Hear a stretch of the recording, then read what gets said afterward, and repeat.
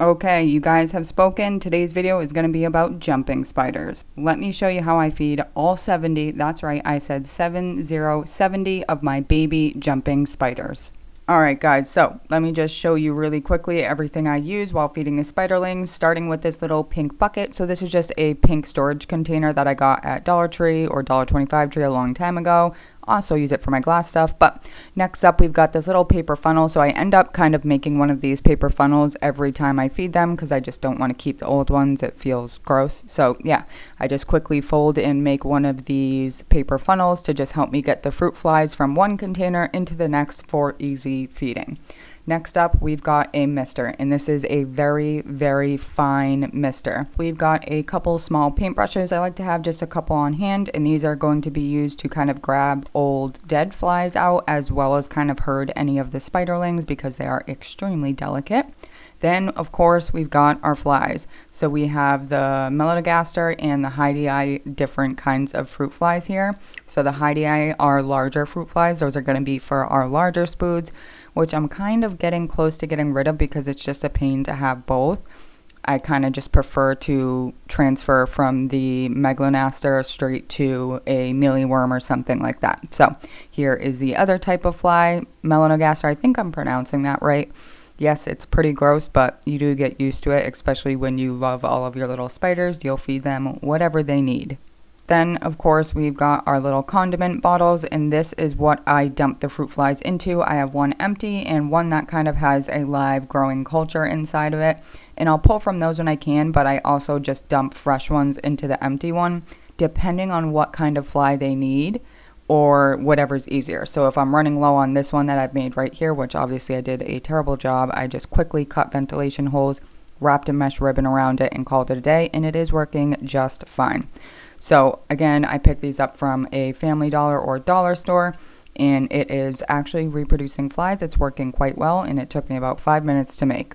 So yeah, again, it just depends how many flies are in here, if I just pull some from here directly, or if I put some into the fresh bottle, and both of these will have to get thrown away. So the actual cultures and this bottle right here, they only last for a few weeks before you start risking not so great things. And last up, and most important for me, is just a couple paper towels, one of which I will kind of dampen and one keep clean or dry, and that I use just to kind of deposit all of the dead flies that I will pull out of the containers using the paintbrushes later on, which you guys will see.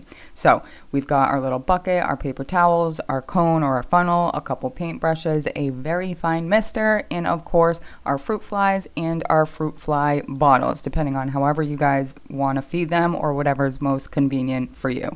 Okay, so first things first, just to make this convenient for myself, I am just going to use the empty bottle here and put some fresh melanogaster fruit flies in. So I'm just opening the container, tapping some into the cone, and quickly tapping them down inside that container. You got to tap the fly container down first just to kind of get them to drop. Then you can quickly open it above your funnel, tap them into the funnel, close your container, quickly tap them down the funnel into the actual feeder tube. And just a quick tip, if you are having trouble with the flightless fruit flies flying everywhere, you can pop them into your fridge for a few minutes, and that will kind of put them into a sleep mode, drastically slow them down, and make them a lot easier to manage. Now, I didn't get enough fruit flies the first time, so I'm just repeating the process, tapping down into my little funnel, and then tapping all of the flies down and kind of flicking them down into my little feeder container or into that condiment tube. Now I feel like I've got enough flies to start. We're ready to go. I've cut the tip off of this container. Now I can just easily drop them a few at a time into each spiderling enclosure. Okay, let's do this, guys. So altogether, I have exactly 70 spiderlings that we are going to be feeding today. I have groups of 20 in each one of these houses, and then I've got smaller groups in the cups below that. But as you can see, they kind of like to group together as they're still super, super young. So they make these little webs at the top corners or the side corners of each enclosure, and they kind of just hang out there together. So I will say this feeding process gets a lot easier once the spiderlings kind of make their home, once you initially pull them from their egg sac or from the wild if they are wild caught. I do have a couple of those, which I will show you again later. But it gets less overwhelming once they establish themselves. So literally just giving these guys a couple days in these enclosures, they had started to web up immediately. And that made feeding and cleaning so much easier because they're not trying to run all over the place. They're not trying to escape. They are safe inside here. As you can see, I've got them in these little tarantula cribs and tarantula cat collab enclosures here. But they're these cute little house enclosures that I thought were perfect for my spiderlings. They have been working out really well. Everybody else I've got grouped in these smaller cups. So some cups have 3, some have 4, some have 5. And I kind of did this as an experiment to kind of truly see, do they do better grouped together for longer? How much cannibalism is going to actually go on? And do they kind of nest together in these smaller cups as well? And at first they did. At first they grouped together a lot. It was usually all grouped 4 in each cup or 5 together. But the older they get, as the days go on, they kind of separate more and more. As you can see in this cup right here, they're not on top of each other anymore, which is just interesting. Now I'll be really looking for fighting and cannibalism, and we'll separate them immediately. All of these cups down here, and what I'm doing now is just kind of going through and checking to see if there are live flies in any of these, if they're all eaten, what's going on. Regardless, every single one has to get misted. Every single one has to get food. Okay, so as I mentioned, I have quite a few different kinds here. This main group that I was just holding on to, these are all regal babies. So these I kind of keep grouped together. And then the other 3 cups are actually wild caught. So these 3 cups right here, I have all wild caught jumping spiders, which I haven't been able to completely identify yet, but I believe I actually have one of each, which is by design. So I just wanted to slow this down and kind of show you guys how tiny these things actually are. These are the wild caught ones, but these are just about the same size as the regal babies that I have in all of the other containers as well. I believe I have a zebra, a bold, and a tan.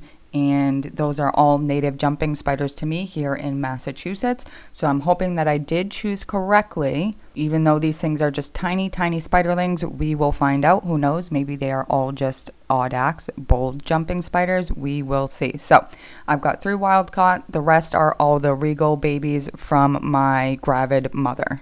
Okay, enough messing around. Let's get to work here. We've got a lot of it to do. So we are going to start with the houses. Those are the easiest because I've got 20 spiderlings in each. And if you were curious, I just have pantyhose around the outside, which I did learn from tarantula cat. I believe a lot of people do that, and that not only helps keep the spiderlings inside, even though the ventilation holes on these enclosures are very small, I still wanted to do the pantyhose just to be extra safe and to keep the fruit flies in because those will try to escape through the holes. So what I'm doing is just going in with this paintbrush, like I said, and just cleaning up the enclosure. So I have a dampened paper towel to the right here. All I'm doing is going in with my paintbrush, and I just have to lightly touch all of the eaten fruit flies and wipe them off on the paper towel, and that's it. So I'm just going to repeat that process until it is as clean as I can get it, so everything is nice and ready for more fruit flies to come in. So yeah, again guys, I just want to reiterate how extremely delicate these little spiderlings are. Of course, that seems obvious, but I am being super, super careful. I am avoiding touching any of the spiderlings, and I'm really trying to avoid messing with any of their webs because at this point now, some of these spiderlings are actually getting ready to molt, which is so interesting to see them doing in groups. So yeah, I'm just being super, super careful because if your paintbrush even hits one of these spiderlings, it is going to do what you would think it would do. So you just got to be super slow, very gentle. Again, obviously this is sped up footage, but I am taking my time, just slowly tapping all of the eaten fruit flies and removing them. Okay, so once I get all of the fruit flies cleaned up, or as many of them as I can, that's when I will go in and mist and then feed. You would think you would like to mist after because sometimes it does give these spiderlings a bit of a jump scare. But I like to mist first because it seems to kind of help hold on to some of the fruit flies a little better. So I'm just covering the top here and giving a extremely fine misting to the inside of this thing. If they end up in a droplet that they can't escape, again, that's the end for them. So a super, super fine mist first. Now I'm covering most of the opening, and I'm just going to take that container I'd put a bunch of fruit flies in and start tapping the back of them until I feel like I have dumped in enough fresh fruit flies for each spiderling. So like I said, I've got 20 spiderlings in here, so I'm aiming to get at least 40 fruit flies in here. I want each spiderling to get at least 2 fruit flies. The stage that they're at now, that is just what's currently working. It seems to be a good amount. Some spiders are much smaller than others, so aiming for 2 flies per spider seems to be the golden number right now. And now that I've got the flies inside the enclosure, I'm just going to take a quick look and do my best to kind of guesstimate and make sure that everybody's going to have enough food. My theory is as long as everybody's fed, hopefully they won't be fighting each other instead. And as you can see, as soon as I drop the flies in, the spiderlings kind of start to activate. They all come out looking for their lunch. So this one was a nice, quick, easy grab. He was definitely hungry. This is where the kind of argument comes in on whether or not it's best to separate them all immediately into individual cups or to keep them grouped together, because some spiders aren't as strong of hunters as others. And you'll see here in a second that some just are, for some reason, smaller. They're kind of almost, I guess, like runts of the litter, and they're just not as strong as hunters as the other, and they will end up sharing food. So sometimes you'll see 2 spiders eating the same fly, and that is if the shy spider that couldn't get a catch is lucky enough to share one with one that did. I will say I have only seen spiderlings sharing a fly one singular time in my experience so far. Alright, so on to the second house with 20 spiderlings as well. First thing I'm doing is just picking out a couple of the high fruit flies that I put in there. I wanted to put just a couple of the larger ones in just to see. They did not eat them yet, so I know we're still sticking with the melanogaster. So again, guys, just doing the same exact thing. Cleaning house here, getting rid of all the old eaten flies. Then I'm going to go in and of course mist it, and then deposit brand new fruit flies for all of the spiderlings. Okay, so now that the 2 easy houses are done, things get a little more chaotic. So we're moving on to the cups that have either 1 spider in them. So 3 cups have 1 of the wild caughts, and then all of the other cups have 4 or 5 spiderlings in each. But again, it is the same process, and thankfully they are well adjusted in there now. They have all of their little webs and hammocks, so they don't immediately start running all over the place. That's what they did when I first transferred them into the cups. It would take me hours to feed all of these guys. It was unbelievable. But as soon as they got a couple days in there and made all their hammocks, it's easy peasy. They don't move. I just go in, clean it out, same process, mist, feed, and move on.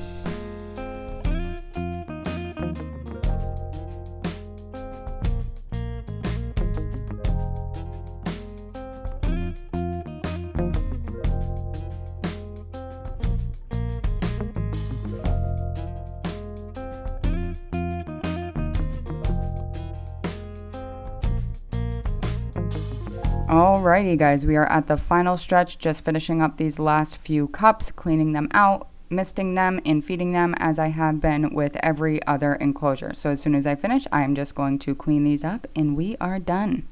So yeah, that is it, you guys. All of the spiderlings are happy, fed, misted, and ready to go for the next couple days. So like I said, I do this every other day. This has been going really, really well. So far, I have only actually had 1 singular natural death, and by natural, I mean either they were cannibalized by siblings or just didn't make it in nature's natural selection. So that's it for today's video, guys. I hope you found it helpful. If you don't own jumping spiders or don't plan on raising them, I hope you at least found it entertaining or interesting. So yeah, that's it for today's video, guys. As always, thank you so much for watching. Don't forget to subscribe, like this video if you did, comment down below, and let me know what do you want to see next, and I'll see you guys next time. Bye!